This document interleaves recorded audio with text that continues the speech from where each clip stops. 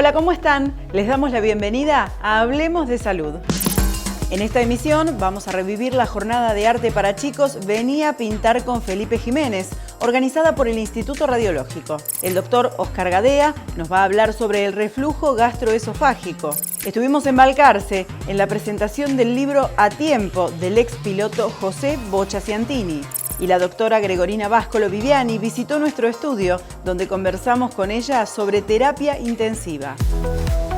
El arte y la salud se fusionaron en una mañana repleta de chicos.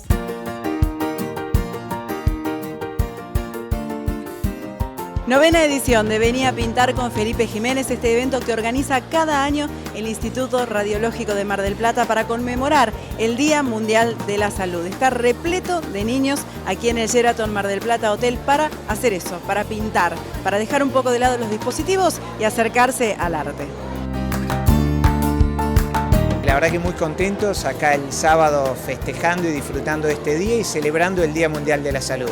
Como dijiste, es la novena edición, ya casi 10 años de este evento que comenzó con una idea, una charla de café y hoy hay más de 300 chicos participando, así que muy contentos, felices, como decía, festejando el Día de la Salud. ¿Y por qué pintando? Porque hay muchas actividades que son saludables, que son muy buenas para la salud, como es el deporte, pero entendemos que el arte también es una expresión saludable que nos hace bien, que es muy bueno, tanto para la salud física, mental, y por eso es que convocamos a chicos para festejar este día, que es un día que se festeja a nivel mundial, y bueno, junto con Felipe Jiménez, que como ustedes saben es un artista plástico marplatense muy reconocido, estamos acá disfrutando, pintando, pasando un día muy lindo, con chicos entre 5 y 10 años, acompañados por sus padres, y bueno, disfrutando de este día. Invitando además a los chicos a desconectarse de algunas cosas para conectarse con otras. De eso se trata, yo creo que, bueno, desconectarse, pero sí, hacer actividades que nos hacen bien. Es decir, es fundamental promover hábitos saludables, hábitos que hacen bien a la salud y por eso estamos acá, tratando a sacar un poco a los chicos de la computadora y traerlos a un ámbito donde pinten, donde se expresen a través de la pintura y bueno, que pasen una mañana linda junto a nosotros y a sus padres. Doctor, muchas gracias, a seguir adelante. Bueno, muchísimas gracias, sí, y vamos por más, el año que viene festejaremos la 10ª edición.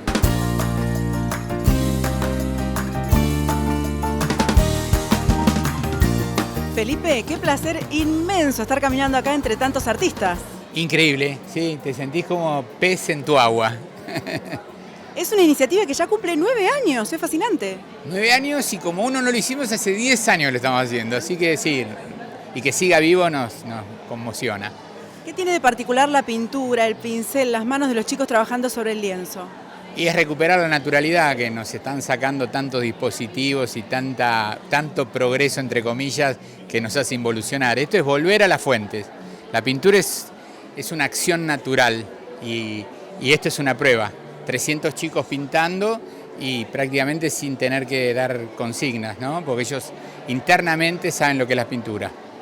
Pintan y además afuera el entorno está todo preparado para que ellos disfruten, se muevan, también hagan actividad, que vayan, que puedan disfrutar de la chocolatada, es genial. Sí, esto es fundamentalmente gracias a todo el esfuerzo, la cabeza, el corazón que puso el Instituto Radiológico para que esto realmente esté cada detalle cuidado para que surja la magia, la pintura.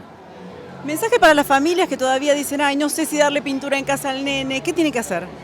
Y que no le den tanto el telefonito y que le den pintura, que pintura lavable. Lo que importa no es lo que queda, sino lo que sale del chico para expresar. La pintura es un gran antídoto para muchas cosas. ¿Es un puente para llegar a los chicos? Totalmente. O sea, los chicos, como la pelota, o sea, si te pones a jugar, si te pones a pintar, ellos van a estar muy agradecidos. Y esta cosa que la gente a veces dice, no sé cómo conectarme, bueno, la pintura es un gran conector. Gracias, Felipe. A ustedes.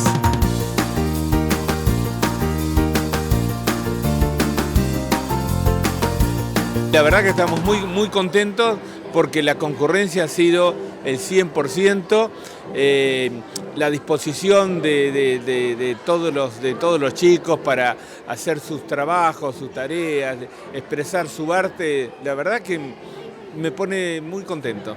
Y además además la familia acompañando también, eso es importantísimo. Sí, eso es algo que es importante. Siempre están los papás en el acompañamiento de los chicos, pero en el momento que los chicos se sientan en los atriles se olvidan de los papás. Es el momento de libertad que tienen para expresar el arte. Hermosísimo, porque además hacemos que ellos se desconecten de las pantallas y eso que no queremos que hagan y que se conecten con algo realmente auténtico de ellos, que es la pintura. Totalmente. A ver, uno siempre vivió esa época, ¿no? No había pantalla. Entonces, las formas que uno tenía de hacer dibujos y de pintar era de esta manera, sin copias, sin nada, libre imaginación. Y ese espacio es el que le dan cada año a los chicos. Sí, por supuesto, ese es el espacio, porque, a ver, ustedes saben que los eventos nuestros siempre son dirigidos a la sociedad, y en este caso lo hacemos siempre en la fecha del Día Mundial de la Salud. Y ¿qué relación tiene? Bueno, la medicina es el arte de curar, ahí estamos hablando de arte, ¿no? Eso es a través del conocimiento científico por un lado, más el humanismo aportado para el trato del paciente, en nuestro caso, en el diagnóstico del paciente, en sus enfermedades. Entonces, el arte de curar forma parte de todos los artes que se pueden desarrollar. En el caso nuestro tenemos que tener un conocimiento. En este caso es una libre expresión de la imaginación de los chicos. Y aparte son imágenes, lo que los chicos crean son imágenes y ustedes son número uno en imágenes. Sí, son imágenes, sí. Eso es lo lindo, nosotros estamos acostumbrados a ver imágenes, otro tipo de imágenes. Estas son las que llevan verdaderamente la alegría y toda la expresión de la imaginación de cada uno de los chicos. Muchas gracias, doctor. No, gracias a ustedes por estar siempre presente en cada uno de los eventos y acompañarnos. Así que bueno, los esperamos para el próximo y así seguiremos. Ya le digo, estamos con el 9º, así que bueno, iremos por el 10º el próximo año.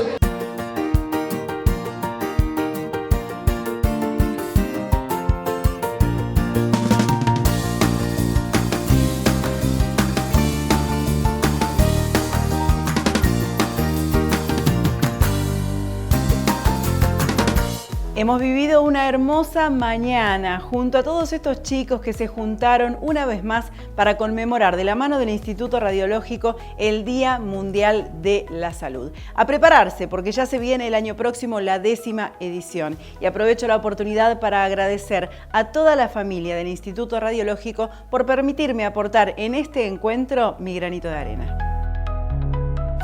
Instituto Radiológico Zona Norte. Inauguramos una nueva sede en Constitución 6779 para brindarte una mejor atención. Central única de turnos 499-1400, www.irradiológico.com.ar. Instituto Radiológico, acompañando el crecimiento de la ciudad. KINERRES, programa de rehabilitación respiratoria dirigido a pacientes con enfermedades respiratorias crónicas. Atención personalizada y supervisada por especialistas en kinesiología respiratoria a cargo de las licenciadas Débora Gelabert y Belén Descenso. KINERRES 223-6-157-119. Equilibrar, Centro de Otorrinolaringología, Vértigo y Mareos. Único centro de la ciudad con área especializada en otorrinolaringología infantil. Estudios auditivos y vestibulares de alta complejidad. Arenales 2901. Turnos por WhatsApp 223-448-2002. Turnos online equilibrar.com.ar. Cirugía de nariz, orejas, aumento y reducción mamarios, liftings, cirugía de párpados, abdomen, Centro Integral de Cirugía Plástica Colón. WhatsApp 223-556-9988. En Instagram, Cirugía Plástica Clínica Colón. Pinturas, revestimientos, pisos y papeles, todo para tu obra. Pinturerías DRAP, construcción en seco, sistema Steel Frame. Encontranos en redes como @pintureríasdrap. 45 años construyendo junto a vos.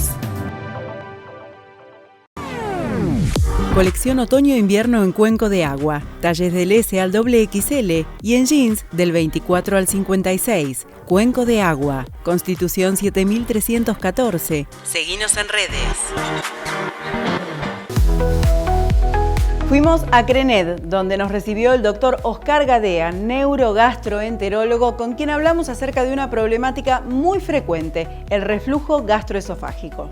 El reflujo gastroesofágico es el pasaje anormal del contenido gástrico hacia el esófago y que puede producir síntomas o molestias tanto esofágicas como en órganos vecinos como el pulmón, la laringe o la cavidad oral. El reflujo se produce básicamente por una incompetencia de los mecanismos defensivos. En este caso, el mecanismo defensivo sería la barrera antirreflujo, que está conformada por el esfínter esofágico inferior, que es una estructura circular, un músculo circular, que está en contracción permanente y solo se relaja en respuesta a la deglución para permitir el pasaje de los alimentos. Este esfínter está a la altura del diafragma, que a su vez forma también un segundo esfínter que actúa sobre el interior, trabajando en forma sinérgica y potenciando la capacidad de barrera de esta estructura. Esto crea una zona de alta presión que se opone al pasaje del ácido. Tengamos en cuenta que la presión abdominal es positiva con relación a la torácica y eso favorece, por supuesto, el reflujo. Entonces necesitamos algo que se oponga para evitar ese pasaje. Cuando esta barrera falla, ya sea porque el esfínter se relaja por otros motivos que no sean la deglución y está sin presión durante un tiempo prolongado, o porque se produce una falla estructural, como es una hernia tal, en la cual el estómago asciende hacia el tórax y se produce una disrupción, se separan las dos estructuras, los dos esfínteres, entonces eso también facilita el reflujo y bueno, permite que aparezca este cuadro. Este cuadro es uno de los cuadros más frecuentes en nuestra especialidad. En un estudio hecho en Argentina se estableció que al menos el 23% de la población tiene un episodio de reflujo o de acidez o de ardor en el pecho una vez por semana, lo cual es una de las prevalencias más altas del mundo. ¿Y cuáles son los síntomas básicamente de este problema? El síntoma principal y el que un poco define la enfermedad es lo que se llama pirosis. Pirosis significa sensación de quemazón, ardor, quemazón en el pecho. Es una quemazón que en general asciende a partir del estómago y en algunos casos puede llegar hasta la garganta, produciendo síntomas extremadamente molestos. Otro de los síntomas es la regurgitación, que es la sensación de un líquido que sube desde el estómago, siempre en sentido ascendente y que puede llegar a la boca en algunas situaciones, en algunas circunstancias. Y el tercer síntoma que se incorporó hace muy poco tiempo es el dolor de pecho, que es un dolor muy similar al de un infarto de miocardio y cuando está presente es imprescindible una consulta con el cardiólogo para descartar una patología coronaria para después recién interpretarlo como una patología digestiva, como una patología del reflujo. ¿Cuáles son las causas a las que obedece el reflujo y este tipo de sintomatología que usted acaba de mencionar? Y las causas básicamente, como hablábamos recién, son las alteraciones o disfunciones de la válvula y de la barrera antirreflujo. A su vez tenemos otras situaciones, otros mecanismos que pueden fallar. Cuando llega el ácido al esófago, tenemos un mecanismo que es lo que se llama la peristalsis, los movimientos motores del esófago que propulsan ese ácido y lo mandan nuevamente al esófago. Otro mecanismo defensivo es la saliva, que tiene un componente de arrastre mecánico, aparte de que tiene algo de bicarbonato. Esas dos digamos, situaciones defensivas a veces pueden fallar y empeorar el reflujo. Pasa en algunas enfermedades donde hay una alteración de todas estas situaciones. Pero básicamente la principal causa es la falla a nivel de la barrera antirreflujo. ¿Puede suceder que, por ejemplo, el estrés o la ansiedad tengan su incidencia sobre esta patología?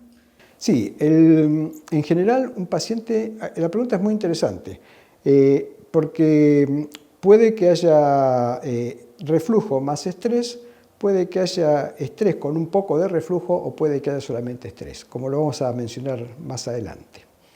Porque nosotros cuando viene un paciente a la consulta con acidez, lo primero que pensamos es que tiene un problema de reflujo, obviamente, porque es lo que define el cuadro.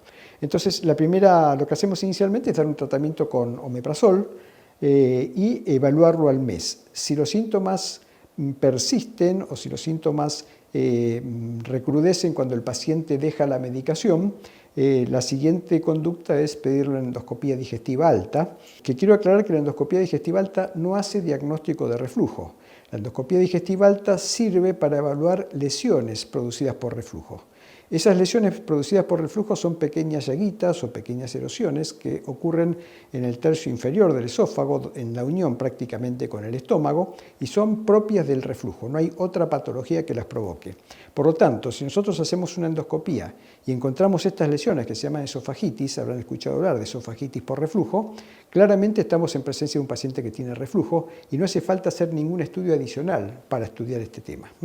Entonces, en este caso estaríamos hablando ya de una patología por reflujo y se trata como tal. Pero ¿qué pasa? Que aproximadamente el 60% de los pacientes con síntomas de reflujo, con esa pirosis, con esa quemazón, tienen endoscopías normales. Y ahí empieza el problema, porque ese es un grupo heterogéneo donde conviven diferentes grupos de pacientes con diferentes causas, diferentes respuestas al tratamiento. Son pacientes que en general no responden adecuadamente y son realmente un desafío diagnóstico y terapéutico. Entonces, ¿cómo tratar de orientar estos casos? Cuando la endoscopía es normal, tenemos que acudir a un segundo estudio, un estudio que es más específico y más sofisticado, que consiste en monitorear el reflujo durante un periodo de 24 horas. Para eso usamos un estudio que es molesto, reconocemos que es molesto, que no es muy simpático, pero que es muy efectivo en cuanto al diagnóstico. Consiste en colocar una sonda que tiene un sensor de pH y otros sensores. Esta sonda permite evaluar el porcentaje de reflujo que ocurre durante ese periodo de 24 horas, que debe ser mayor de 6% para que sea patológico, para que se considere como que tiene reflujo, y aparte permite ver también la función del esófago determinando la presencia de episodios de reflujo, que pueden ser ácidos o no ácidos. Y por otro lado, el paciente tiene la posibilidad de apretar el aparatito, que es el dispositivo que se usa para medir este tipo de patologías, y puede marcar la presencia de síntomas. Esto es muy importante porque podemos correlacionar si el síntoma acidez se correlaciona con un episodio de reflujo. Y ahora les voy a explicar un poco por qué. Cuando hacemos este tipo de estudios, podemos identificar tres grupos diferentes de pacientes.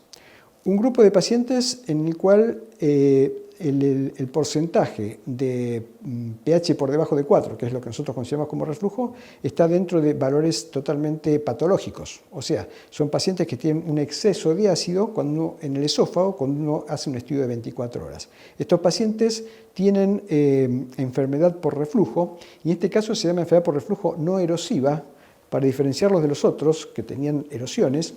Pero tanto uno como otro tienen reflujo y el tratamiento es el tratamiento del reflujo. Entonces, nosotros ya le ponemos el nombre al problema. O sea, el paciente tiene síntomas de reflujo y tiene reflujo. Pero hay un grupo de pacientes que precisamente tienen score de pH dentro de lo normal. O sea, tienen síntomas de reflujo, pero tienen un score de reflujo que está dentro de lo normal. No tienen reflujo gastroesofágico con este tipo de estudios. Entonces, dentro de este grupo hay dos pacientes. Un grupo de pacientes que tienen un score normal, pero que cada vez que tiene un episodio de reflujo, porque siempre algo de ácido hay, cada vez que tiene un episodio de reflujo, el paciente tiene síntomas. Y ahí es importante cuando la marcación, marcar el síntoma. El paciente individualiza el síntoma y nosotros después vamos al trazado y vemos que en ese momento tuvo un episodio de reflujo.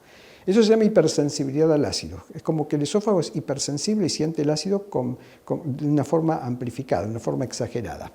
Mientras que hay otro grupo en el cual el score de reflujo es totalmente normal y el síntoma no tiene nada que ver con un episodio de pH. No hay ningún elemento vinculado al ácido que provoque la acidez, para decirlo de alguna manera que se entienda. Estos dos trastornos, el trastorno de la hipersensibilidad al ácido y la pirosis funcional, son trastornos de los que hablamos siempre, trastornos funcionales, y que tienen que ver con una desregulación del eje cerebro-intestino y que tienen que ver con factores emocionales, estrés, estados de ansiedad y de hipervigilancia, como que están todo el tiempo viendo a ver qué pasa con sus síntomas hasta que el síntoma se produce. Estos pacientes tienen muy poca respuesta al omeprazol. O sea, a pesar de que tienen acidez, no responden claramente al omeprazol porque no es el ácido el que produce los síntomas, sino que es un estado de hipersensibilidad. Con lo cual hay que tratarlos con moduladores para mejorar esa sensibilidad y en ocasiones terapéutica psicológica cognitivo-conductual. Eso es importante porque si no podemos cometer errores e interpretar como que el paciente tiene acidez porque no responde al ácido y por ahí pensar en algún tratamiento más enérgico como podría ser una cirugía en un paciente que se arregla con otro tipo de tratamientos. Quiere decir que acá se vuelve importantísimo el trabajar en equipo con otras disciplinas. Exactamente, el trabajo en equipo es fundamental. Sobre todo hablamos el otro día en intestino, donde tienen más probablemente participación los nutricionistas, en fin, todo el grupo, pero acá básicamente tiene un rol principal el psicólogo, que tiene que trabajar sobre lo que nosotros denominamos el eje cerebro-intestino en estos pacientes que no tienen reflujo, por supuesto. E incluso, bueno, también estamos viendo otras posibilidades terapéuticas que, bueno, por ahora están un poco en la fase de investigación, pero que también pueden ayudar a mejorar a estos pacientes. Y aparte hay que considerar una cosa, el paciente que tiene reflujo verdadero también puede tener episodios de estrés que empeoren los síntomas. O sea, hay una combinación, esto es combinable, nada está separado, todos tienen una vinculación una cosa con la otra.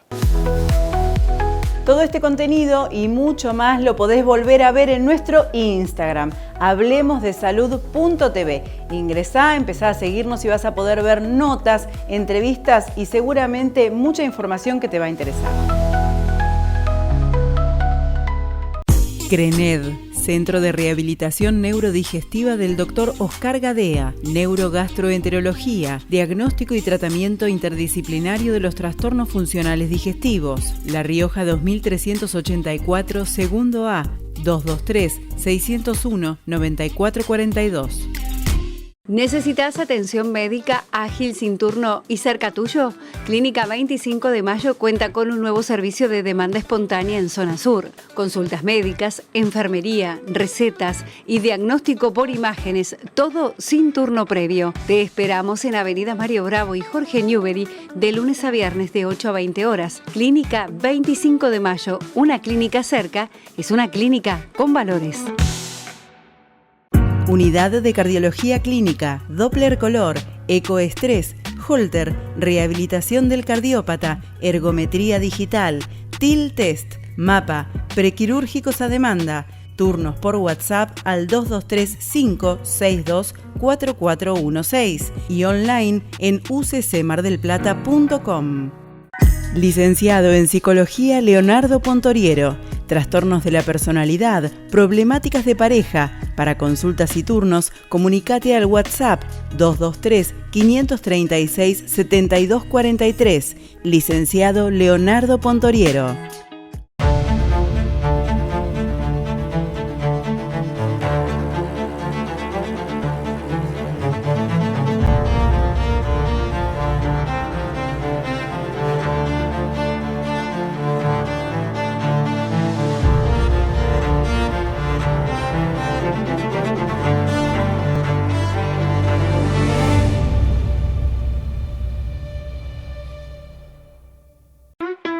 En Electroconstitución llevamos más de 25 años iluminando tus espacios. Vení a conocer nuestro nuevo showroom en el lugar de siempre. Constitución y Vicente López y Planes. Innovación, tecnología, todo en electricidad y los mejores productos en iluminación. Seguinos en redes. Durante la 33ª edición de la Fiesta Nacional del Automovilismo, tuvimos la posibilidad de dialogar con un expiloto valcarceño. Nos referimos a José Bocha Ciantini. Como es de público conocimiento, hace unos años se le detectó un cáncer y él decidió volcar toda esta experiencia de lo que está viviendo en un libro. El libro se llama A Tiempo y lo presentó formalmente en la Fiesta Nacional del Automovilismo y nosotros queremos compartir con ustedes el diálogo que tuvimos con él al finalizar la presentación. Presentación del reciente libro, muy emotiva, tiene mucho de emoción este libro. ¿Con qué nos vamos a encontrar cuando abramos y disfrutemos esas páginas? Bueno, muchas gracias. Bueno, la realidad es que tiene un enfoque un poco orientado no a cómo se cura el cáncer, porque eso uno no lo sabe, pero sí a cómo transitar de alguna manera cuando uno tiene ese diagnóstico, ¿no? Entonces, en definitiva, está pensado en eso, en ese momento donde a veces es difícil encontrar la claridad de las ideas. Bueno, está pensado en esa gente, ¿no? En tratar de poder ayudar a alguien que esté transitando por la enfermedad, porque me ocurrió, digamos, o sea, la enseñanza de gente que había transitado por la enfermedad me ayudó a sobrellevar mejor la situación. Y bueno, después tiene un poco de autobiográfico, mi paso por el automovilismo, un poco de lo laboral también. Y bueno, básicamente eso. ¿Cómo es la irrupción en la vida de una persona de un diagnóstico de estas características? Sabemos todos que lamentablemente cuando se habla de cáncer es muy traumático ese diagnóstico. ¿Cómo irrumpe en la vida de una persona? Sí, verdaderamente es traumático. Bueno, sobre todo mi diagnóstico por ser de páncreas, todos los casos que había tenido cerca habían terminado mal rápidamente. Bueno, nada, es todo una preparación que uno tiene que hacer para absorber la información de lo que viene, de tratar de informarse de alguna manera cuáles son las mejores alternativas, los mejores tratamientos y bueno, y a darlo todo, ¿no? Esta cuestión que está hecho de alguna manera el deportista, ¿no? El desafío de poder enfrentar las adversidades y bueno, un poco es eso, ¿no? ¿Qué rol juega el entorno, los amigos, la familia, los afectos?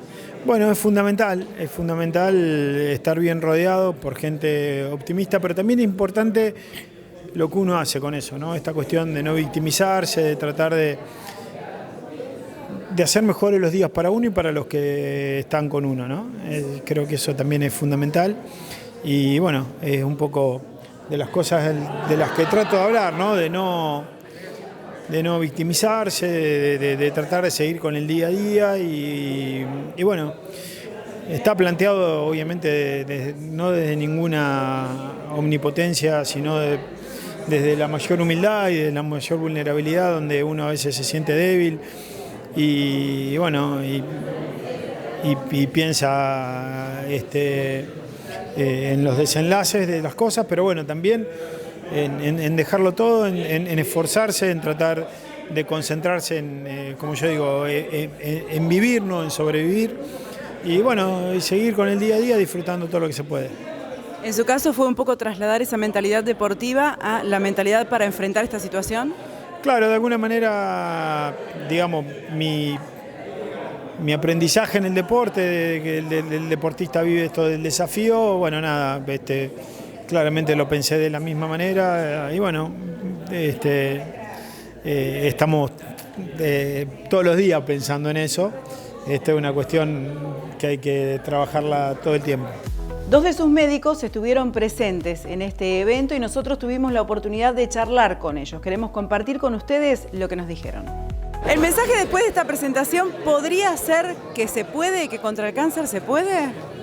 Sí, efectivamente, creo que uno de los mensajes principales que quedó como conclusión general de esta reunión es que no solo es importante la parte científica, sino también el contexto humano y el acompañamiento en general. El doctor explicaba hace un rato que para nosotros los médicos generalmente tomamos decisiones en función de trabajos estadísticos que se llaman medicina basada en evidencia. Pero esas verdades que surgen de esos trabajos son la verdad del grupo, no son la verdad del individuo que está delante de nuestra consulta, y ese individuo tiene un montón de familias, amigos y cuestiones internas de su vida que lo hacen o lo pueden llegar a ser mucho más factible de evolucionar correctamente en su enfermedad. El avance de la ciencia es abrumadora. Nosotros somos médicos de 20 y pico de años de antigüedad y la ciencia en estos 25 años nos ha demostrado cosas que nosotros no podíamos imaginar hace un tiempo. Entonces, esto de que los médicos muchas veces le ponemos un pronóstico, una supervivencia, un tiempo de vida a una enfermedad, yo creo que es un error grosero desde el punto de vista científico y ético. ¿Por qué? Porque la medicina nos muestra año tras año drogas nuevas, tratamientos nuevos, y están convirtiendo a un inmenso grupo de gente con enfermedades crónicas que van a vivir toda la vida con su enfermedad, y punto, como la diabetes. Van a ser enfermedades crónicas tratables por largo tiempo y no poner el clavo de la muerte en la enfermedad oncológica, cosa que no es así para la ciencia, y yo creo que no lo va a ser distinto en poco tiempo, mucho más todavía. Hablemos también de la importancia que tiene, usted lo mencionaba recién, la familia, los amigos, la contención que tiene que tener el paciente oncológico para que realmente su diagnóstico y su pronóstico sea mejor. Sí, efectivamente. Viktor Frankl era un neurólogo y psiquiatra superviviente del Holocausto que escribió un libro que se llama En busca del sentido, y él explicaba o mencionaba parafraseando alguna frase de su libro: quien tiene un porqué siempre encuentra un cómo, y eso es fundamental. Quien tiene una familia, un sustento, un amor, siempre va a encontrar la forma de seguir adelante, siempre construyendo esperanza. Fuerte el aplauso para José Carlos Santini. Como les decía, esta charla fue en el marco de la Fiesta Nacional del Automovilismo que se realiza cada año en Balcarce. Así es que aprovechamos para saludar a todos los balcarceños que nos ven a través de nuestras redes y también por la señal 525 de Flow. Y a vos te digo que te quedes ahí, porque al regreso de estas sugerencias vamos a estar aquí en el estudio hablando con la doctora Gregorina Báscolo Viviani acerca de la terapia intensiva. Una nota que no te podés perder, así que quédate ahí. REME, Centro de Rehabilitación Médica Integral. Calidez y amplia experiencia en el abordaje de patologías neurológicas, traumatológicas, laborales, deportivas y más. Atención presencial, domiciliaria y a distancia. Encontralos en sus 3 centros y en las redes www.remerehabilitacion.com.ar. REME, facilita tu función. La vida avanza. La tecnología aplicada a medicina también. En Clínica Colón inauguramos nueva área de pediatría. Nueva unidad de endoscopía.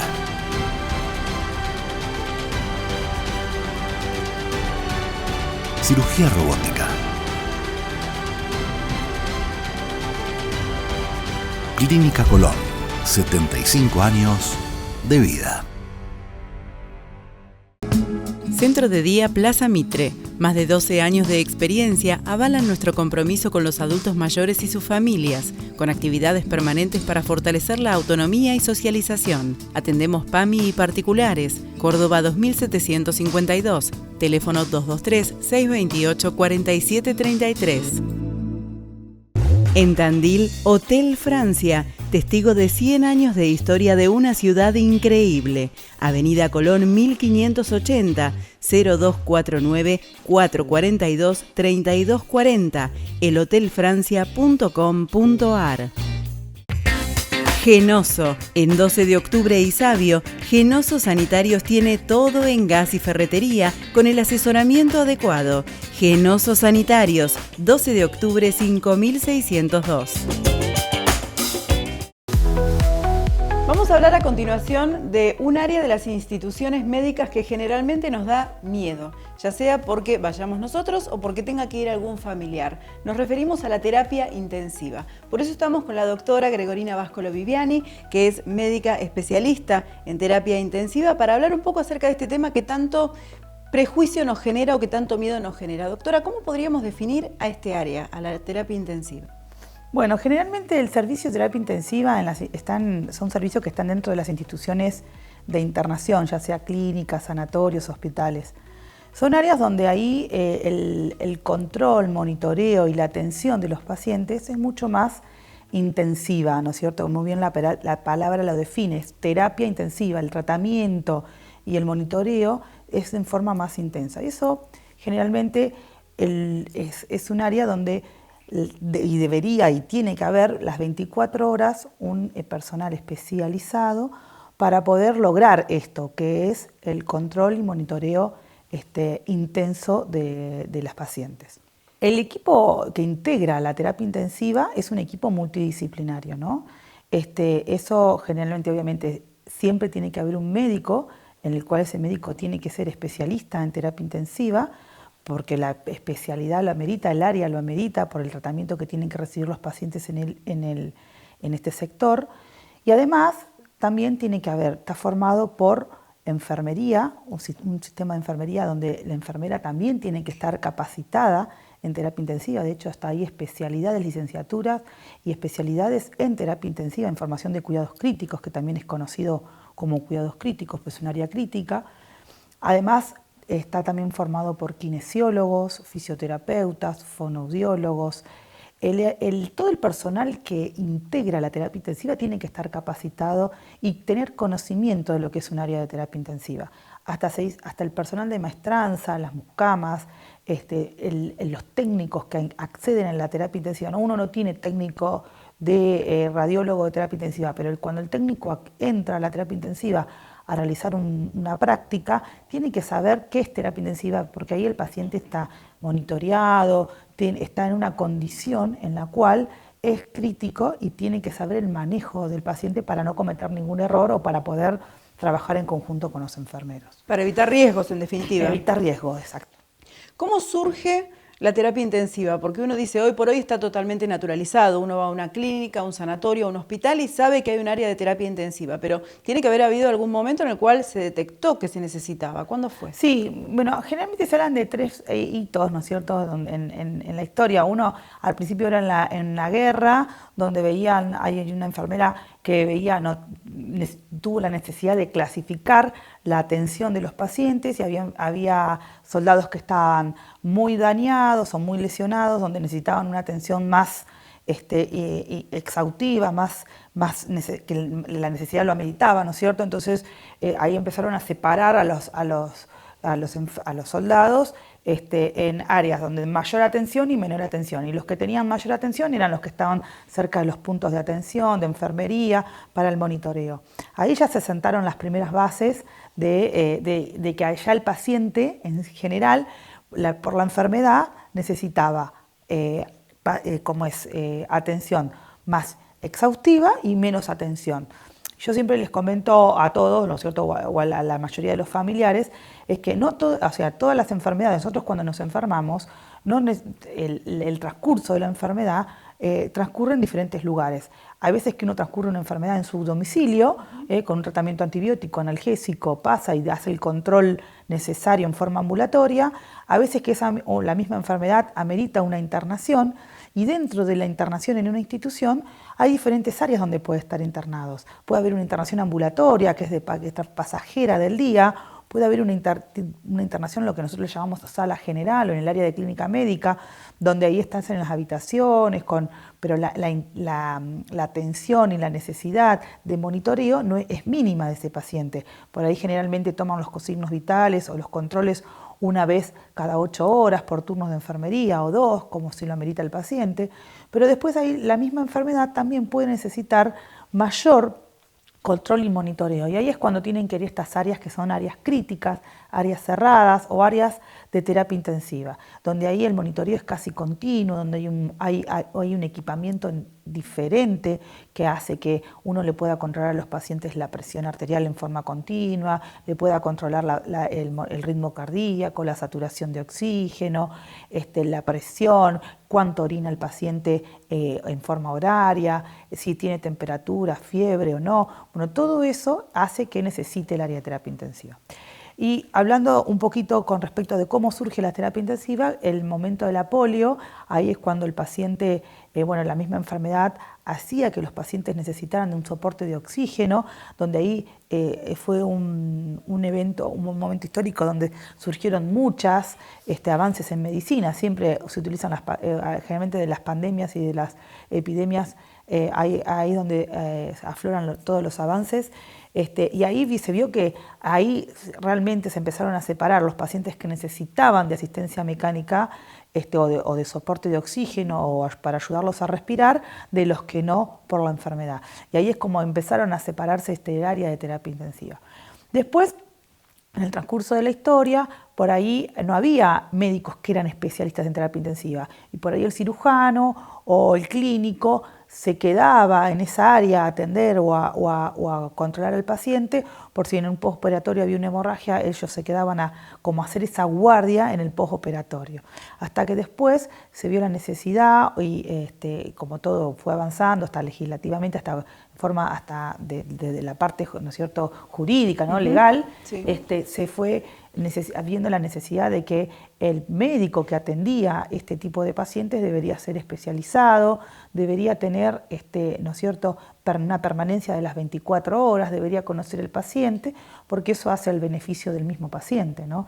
Entonces ahí es cuando surge esta especialidad en la época de los 50 más o menos, que se empiezan a crear las formaciones de terapia intensiva a los médicos con esta especialidad, que es una especialidad que ya creo que un poco la pandemia a nosotros nos demostró la importancia que tiene para la asistencia a los pacientes críticos, y la especialidad que es una especialidad que es poco solicitada por los médicos que recién se reciben, o en realidad que, como se dice, es una crisis mundial donde está con tendencia siempre dicen de tendencia a desaparecer esta especialidad, porque es poco los médicos que hacen terapia intensiva. Entonces siempre se necesita o se promociona esta especialidad, porque realmente es una especialidad que no es muy adepta para que los médicos la hagan.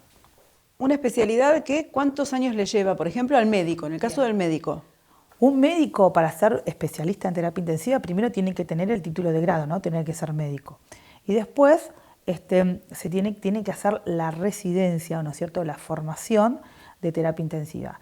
Que esa formación son de 4 años, donde en esos 4 años uno se capacita y hace rotaciones por diferentes áreas del hospital o de especialidades. Generalmente se empieza haciendo una rotación por clínica médica, después se rota también por áreas de cardiología, se rota por cirugía, por anestesia, en donde cada especialidad o en cada área se va adquiriendo diferentes habilidades y conocimientos más específicos para después terminar su formación en el área de terapia intensiva y poder aplicarla, ¿no es cierto?, poder aplicar y hacer la formación integral, porque no solamente en terapia intensiva es todo conocimiento, sino también se necesitan muchas habilidades y destrezas quirúrgicas para la atención, por ejemplo, la colocación de accesos venosos, catéteres centrales, catéteres de diálisis, a veces se hacen cirugías mini-invasivas dentro de la terapia, o la atención de algún neumotórax, bueno, diferentes complejidades que presentan los pacientes que ameritan la resolución ya urgente, y que por ahí uno no puede esperar que venga el especialista, y necesitamos tener esas habilidades y conocimientos para poder atenderlo en forma rápida hasta que llegue el especialista y podamos resolver ¿no es cierto?, la complejidad o la patología. Te invito a que ahora nos acompañes y que podamos meternos dentro de una terapia intensiva, porque vos la conocés porque es tu práctica cotidiana, pero para quienes lo vemos de afuera, representa mucho miedo ingresar a una terapia intensiva y no sabemos con qué nos vamos a encontrar. Uno se imagina, bueno, debe haber máquinas. ¿Con qué equipamiento nos encontramos al momento de entrar en la terapia? Bien, la terapia intensiva es un área que generalmente está limitada y está cerrada. Aunque ahora, bueno, después vamos a hablar del tema de lo que es la visita y el acompañamiento familiar de los pacientes, pero el área es un área cerrada, ¿no es cierto?, donde generalmente eso va a depender de cada terapia, la infraestructura, pero básicamente tienen lo que es la unidad paciente. La unidad paciente significa que es un área del sector que puede estar ilimitado, tipo como habitación individual, o ser parte de un conjunto de camas, ¿no es cierto? Pero el área, la unidad paciente, siempre está formada por una cama. Esa cama van a ver que son las famosas camas ortopédicas que se movilizan, tienen elevación de la cabecera, elevación de los miembros, el aumento del nivel, bueno, algunas miden el peso de los pacientes, y después tienen barandas, tienen un montón de ¿no es cierto?, artefactos o elementos que ayudan a la movilización y al tratamiento de los pacientes. Hasta el mismo colchón que tienen esas camas suelen ser colchones que son antiescaras, que evitan que los pacientes se lesionen para aquellos pacientes que están internados mucho tiempo, para evitar las lesiones por decúbito. Pero no solamente tienen una cama, sino tienen un monitor donde van a ver un registro, que ahí se puede registrar el electrocardiograma, la saturación de oxígeno, la frecuencia respiratoria. Si el paciente es un neurocrítico, ahí también se puede registrar la presión intracraneana. Bueno, un montón de también datos y elementos que nos van a ayudar a nosotros al monitoreo de los pacientes. Y después van a ver que también pueden llegar a tener lo que se llaman las bombas de infusión, que son aparatitos donde regulan y dosifican la administración de medicamentos, ya sean de sedación continua, de analgésicos, de antibióticos, de, por ejemplo, la necesidad de insulina continua. Bueno, todos los fármacos, las administraciones que uno administra, que generalmente en terapia son en forma endovenosa, casi nada se da por vía oral, aunque algunos pacientes, si lo permiten, se los podemos dar, porque es una forma de poder controlar y manejar en forma más controlada, perdón, me lo vale la palabra, la dosis de los fármacos que necesita el paciente. Ya sea el antibiótico, la droga que hace que el paciente tenga la mejor presión, bueno, todos esos elementos que uno utiliza para tratar de que el paciente esté, para el tratamiento de la enfermedad que vaya transmitiendo, ¿no? Estamos hablando de un lugar, la terapia intensiva, que es un lugar que se trata de que sea de paso, digamos, porque a veces también uno tiene ese preconcepto de decir, bueno, voy a terapia y es lo último que hay. No, no es lo último que hay en una institución. No es, generalmente no es para cuidado final de la vida. Volviendo al tema anterior, otra de las cosas que también está integrada por la unidad de paciente, que a veces lo van a encontrar, es el respirador, que es ese televisor chiquito que está al lado, o grande, bueno, depende de la marca, que hace que tiene todas tubuladuras y que terminan en la boca del paciente ayudándolo a respirar con un montón de, ¿no es cierto?, de cosas. Y ni hablar si el paciente tiene diálisis, te va a tener la máquina de diálisis, va a ver las sondas, va a haber un montón de elementos que hace que el paciente lo vea y que es el famoso paciente de cuidados críticos, ¿no? Y con respecto a quiénes son los pacientes que ingresan a la terapia intensiva, hay diferentes tipos de pacientes. No siempre uno lo asocia o está en terapia intensiva, está ya en el final de la vida. Sí, puede ser, porque si la patología es muy crítica y a veces los tratamientos no son efectivos, a veces están en el final de la vida. Y el final de la vida es parte, ¿no es cierto?, del proceso de salud y enfermedad. Pero la mayoría de los pacientes generalmente ingresan a la terapia intensiva para evitar, ¿no es cierto?, complicaciones mayores, como por ejemplo una infección grave que es detectada en la guardia o en el consultorio o en la sala de internación general, que necesita un monitoreo para que ese paciente no llegara al final de la vida. Ahí ingresa a la terapia intensiva para darle este monitoreo más exhausto, más intensivo, como hablábamos al principio. También van los pacientes que transcurren una cirugía en el postoperatorio, no de todas, pero de algunas cirugías que necesitan por ahí el control de analgesia, de la analgesia que esté en un área donde tenga una enfermera y un médico al lado a las 24 horas y que si el paciente le duele se le pueda ajustar la dosis de analgesia y que el paciente no sufra dolor, ¿está? Detectar alguna complicación en forma precoz, ya sea una hemorragia, que el paciente deje de orinar en el postoperatorio. Bueno, todos esos cuidados que se hacen, o esos controles que se hacen en terapia intensiva, evitan que el paciente empeore, y si hay alguna complicación, la detección es rápida, y mejora, obviamente, disminuye la mortalidad de las complicaciones en el postoperatorio. Hablábamos más temprano de este cambio de paradigma que se está dando desde hace un tiempo a esta parte y que tiene que ver con humanizar de alguna manera la terapia intensiva. ¿En qué consiste y si funciona en todos lados o no todavía? Generalmente ahora hay una tendencia. Antes uno dice terapia intensiva, área cerrada, no se entraba, se veía por ahí como mucho una vez al día al familiar, y uno tenía al familiar ahí adentro, que casi no se podía ni ver. Pero ahora hay una tendencia a ver a lo que se llama la humanización de los cuidados críticos, en donde se hace mientras todo va a depender, ¿no es cierto?, de la estructura edilicia del lugar y de los médicos tratantes que tan están adheridos a ese cambio de paradigma, pero generalmente acá lo que es en Mar del Plata, todas las terapias están tendiendo a hacer esta de la humanización de los cuidados críticos. ¿Y esto qué es? Que por ahí si el paciente y el familiar lo permite y lo amerita, por ahí que la permanencia del familiar sea más tiempo que esa media horita de ingreso diario nada más que tenía. O que por ahí el informe con los familiares y con el paciente por ahí sea más ameno, más comunicativo, mayor fluidez, la asistencia de psicólogos dentro de la terapia para la ayuda de los pacientes, o diferentes estrategias que hacen que los pacientes no sufran lo que se llama ese síndrome de post-internación de cuidados críticos, que hacen que los pacientes salgan con ese terror, ese delirio, esa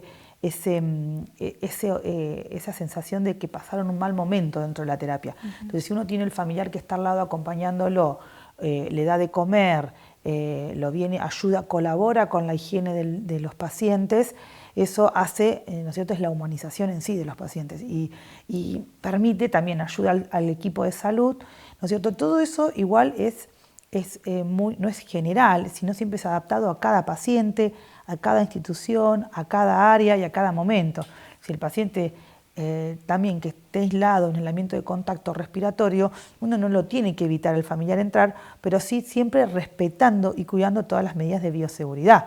Si hay un proceso de aislamiento de contacto, bueno, puede entrar el familiar como entra el médico, con los guantes, con el camisolín, con el lavado de manos. O sea, eso no evita que la circulación de pacientes o de familiares dentro de la terapia aumentan el riesgo de infecciones. No, o sea, siempre cuidando todos esos recaudos para que el paciente no sea perjudicado, ¿no? El permitir el contacto con los familiares puede también ayudar a que la mejoría de ese paciente sea aún mayor. Sí, más que puede, demuestra que ayuda. Nosotros en la terapia intensiva nuestra, a veces cuando el paciente ya se despierta del coma y empieza a estar durante la mañana despierto, bueno, las enfermeras van, lo bañan y enseguida llaman a los familiares y no esperan hasta las 12 al horario de la visita. Por ahí a las 10 de la mañana ya entró el familiar y están con él, lo acompaña el kinesiólogo, por ahí se lo tiene que levantar y empezar a caminar dentro de la terapia,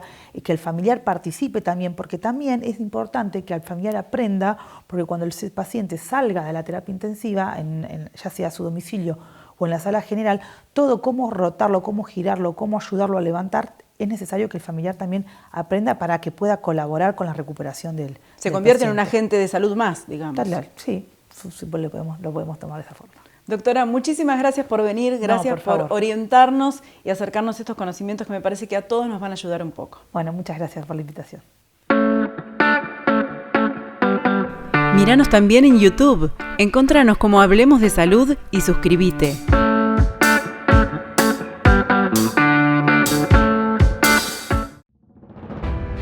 En 1965 se creó la Fundación Médica de Mar del Plata, basada en un modelo de salud sostenido en el compromiso social, la excelencia médica y la innovación. Con esos principios nació el Hospital Privado de Comunidad, un referente de la salud de alta complejidad en todo el país. Hoy, 60 años después, la Fundación Médica de Mar del Plata continúa firme en su misión para ofrecer el mejor servicio de salud. Fundación Médica de Mar del Plata. 60 años, creando futuro todos los días. En el CED queremos acompañarte en todo momento. Contamos con más de 30 años de experiencia y calidad al servicio de tu salud. Centro de Estudios Digestivos, Mitre 2951, 0223 492 1221. Dr. Simón Mina, diagnóstico y tratamiento del origen de la enfermedad, tratamiento psicobiológico, consultas online y presenciales, 223-635-5032, en Capital 011-430-79-609. Palomo Refrigeración, más de 60 años en instalaciones comerciales y refrigeración, servicio y asesoramiento personalizado. Palomo Refrigeración, Avenida Jacinto Peralta Ramos 326, WhatsApp 223-305-2430. Reparación y rectificación de tapas de cilindros nacionales e importadas. Rectitap de Ignacio Dupuy, Juan B. Justo, esquina Malvinas. En el centro de Balcarce, con vista a Plaza Libertad, La Estación Restaurant. Distinguidos platos para disfrutar en el local, hacer takeaway o solicitar para delivery. La Estación Restaurant, Chávez 540. Regálate un gran momento, solo, en familia o con amigos. Llegamos al final de esta emisión. Gracias por estar del otro lado cada semana. Recuerden que nos pueden volver a ver a través de las redes sociales que fuimos mencionando durante el programa y por la tele nos vamos a volver a encontrar en 7 días acá, en Hablemos de Salud.